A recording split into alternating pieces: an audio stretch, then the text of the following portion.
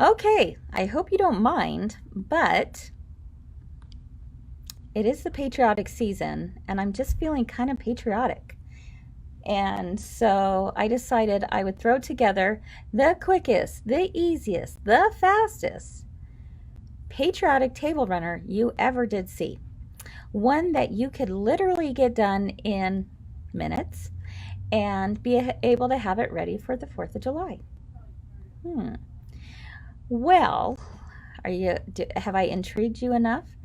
The technique I'm going to show you today is something that you can do on any kind of project. I just happen to be showing it to you on a table runner, but it could be done for anything. All right, so let's go ahead and get started. What is involved? Well, if you have toweling on the roll, that's what I use on this runner. Now, I know that a lot of you probably don't have toweling on the roll. We've got some. We don't have a ton of it left, but we do have some. And this is toweling on the roll, which already has finished edges on the sides, which is kind of nice. Okay, so it's toweling, it's a little bit thicker, and it has a finished edge on the sides that comes off the roll. It's like a tea towel on a roll. So let's say you don't have access to toweling right away. What could you do? Well, there's lots of things you could do. You could just use regular fabric. It doesn't have to be toweling, but of course this is just the easiest, fastest way to go. But of course you can do anything, because really my technique is not necessarily about using the toweling, but it's what's going to go on the toweling today. That is what I want to share with you.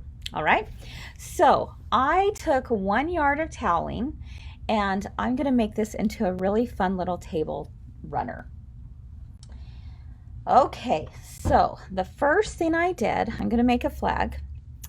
I cut it out of felt. This is like a wool felt, so it's a little bit thicker felt. I just cut on my AccuQuilt some stars, 3 stars. Okay, if you don't have one of those, that's okay. Draw a star, cut it out. Okay, alrighty. So then I'm going to get really fancy here, my friends. I am using a glue stick, and I'm going to take that glue stick and do a few dabs on here in order to hold down 3 stars, which are going to go in the top left hand corner, obviously, of my table runner. Okay, all right, let's bring the camera over here and I'll show you what I'm doing. Let's take a look. Okay, so here I have the toweling. I do need to still hem the side because obviously the cut lines are not hemmed, but the sides are hemmed. So I went ahead already, pressed that over so that I can do it. Now what I'm going to do is I'm going to take the stars and, well, it's already dried a little bit. That was a fast drying glue. All right, and I'm just going to place them in this corner just like that. I'm just holding them into place so that I can go take them to the sewing machine. Now, if you don't have a glue stick, just use a straight pin. Or obviously you could use the Heat and Bond light. But remember how I told you it was going to be easy, easy peasy peasy? This is what I want to do. So I'm just going to put a glue stick and then I'll go around and I'll stitch these stars on. But really, is that what my tutorial is about today? Not necessarily. The tutorial I have today is how to make these beautiful ruffles that are going to serve as my stripes going down. And it is so simple, and you don't have to have a fancy machine. You don't have to have a fancy foot. You use your regular machine, regular foot, and I'll tell you the 2 things you need to do to make a ruffle. Remember these 2 things: longest length, highest tension. Okay? Longest length, highest tension. That's what you want to set your machine at. So what I did was I took an 1/8 yard cut of 3 different reds. Now you can get as scrappy as you want with this, okay? But I took an 1/8 yard cut of 3 different fabrics because this is going to, obviously the ruffles are going to make it smaller. And so I want to sew 2 pieces edge to edge together, end to end I should say. And so I have one nice big, about 90-ish inch strip. The cool thing about this is that it can be whatever size you want it to be. Okay, but that's what I did, and I cut my strips to be 2¼ inches each. 2¼ So that's why I got 1/8 of a yard, because 1/8 of a yard is 4½ inches. 2¼ and 2¼ is 4½. See where I'm going here? So I just cut 2 strips, sewed them together, and now I have one big long continuous strip. Okay, you ready for the magic? Let's bring you over to my sewing machine. Today I am using the Baby Lock Aria, and I'm going to try and navigate this a little bit better so you can see that. But again, it doesn't have to be a fancy machine. Every machine has length and tension knobs on their machine. So mine just happens to be computerized, but it doesn't have to be. So my default is at a 2.0. I'm going to go ahead and bump it up to as high as it will go, which is a 5.0 millimeters. And then I'm going to take my tension and I'm going to do the same thing. I'm going to make it as high as it will go. The default is a 4.0. I'm going to keep taking it up. I'm just going to hold my finger on there, and it will go up to a 9.0. So again, longest length, highest tension. Those are the only 2 things you need to know to do a fun, messy ruffle. Now, I call this a messy ruffle because notice I'm not even finishing the edges. I know, blasphemy, right? I'm not even finishing those edges. I certainly could if I wanted to. I could take it to, the serger, do a really pretty rolled hem. That would be nice. I could fold it over and fold it over again and do a hem on the sewing machine if I wanted to. But this is called the messy ruffle. And remember, we talked about this being easy peasy. You guys, it just doesn't get any easier than this. All right, so now I'm going to take this over to my machine, put my foot down, and I want you to watch and see what happens here as this goes through the needle. Remember, longest length, highest tension. Do you see what's happening here? Ta-da! It's magical. I'm going to put this over here so you can kind of see it growing. The snake is growing. Look at that. Look at all that ruffle. If you want it to have a little bit more of a pull, you can kind of just kind of pull on that a little bit, or just give it a little bit of resistance.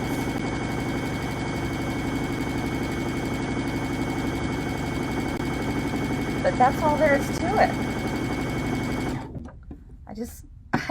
I want to pull this over so you can see all this ruffle happening in front of our eyes.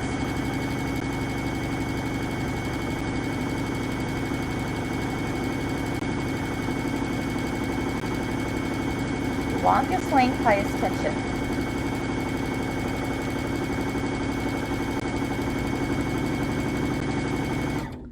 Ta-da! Okay, so cool, right? Was that amazing? Now, one thing I want to also make note of is that you do not want to cut your threads, okay? A lot of us who have automatic thread cutters, we just are so excited we want to cut our threads. We don't want to cut our threads on this because we want to leave them long, just in case we want to pull more ruffle.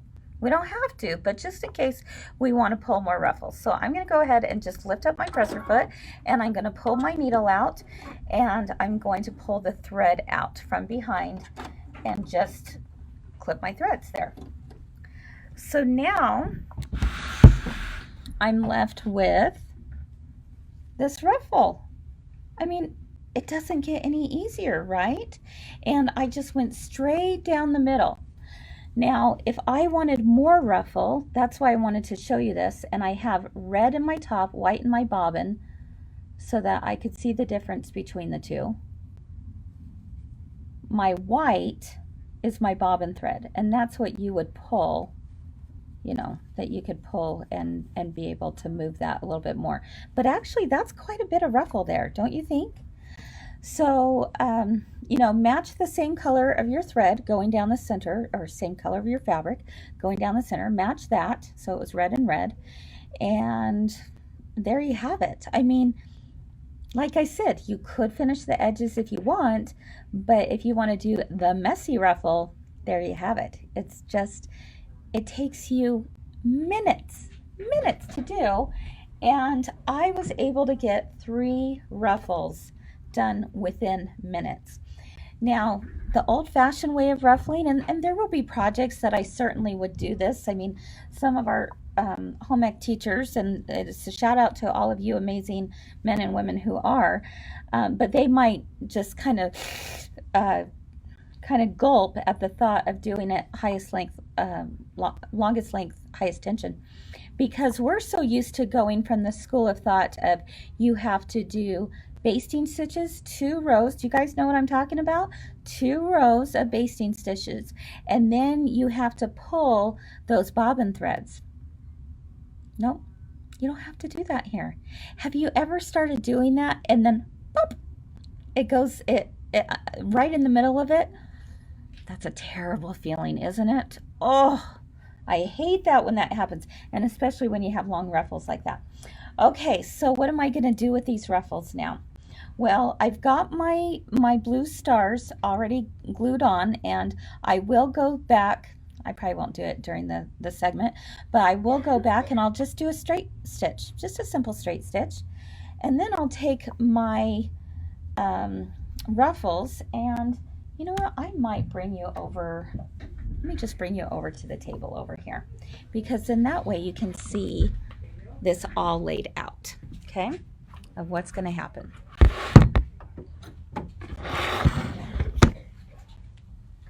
All right.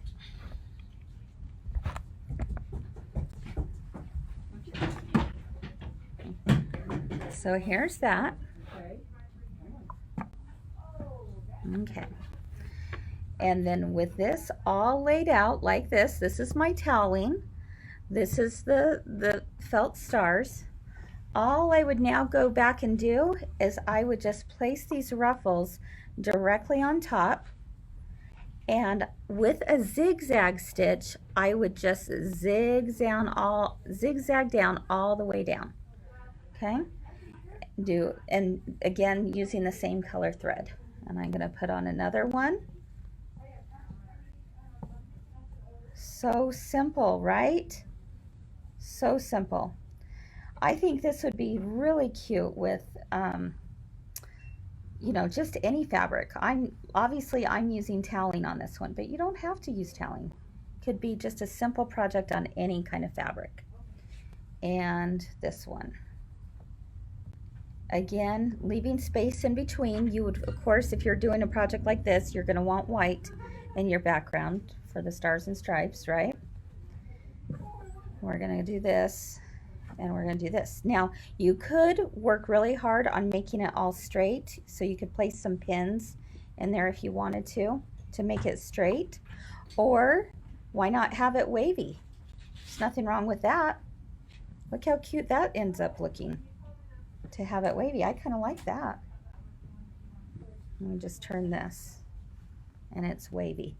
Let me see if I can get a better view for you guys of what that ends up being. Oh, let's see, right here. Look at that. And there you have it. So again, you're going to zigzag stitch down the center to attach it to your toweling. And you've got a really fun, easy, fast, easiest project in the West, little table runner.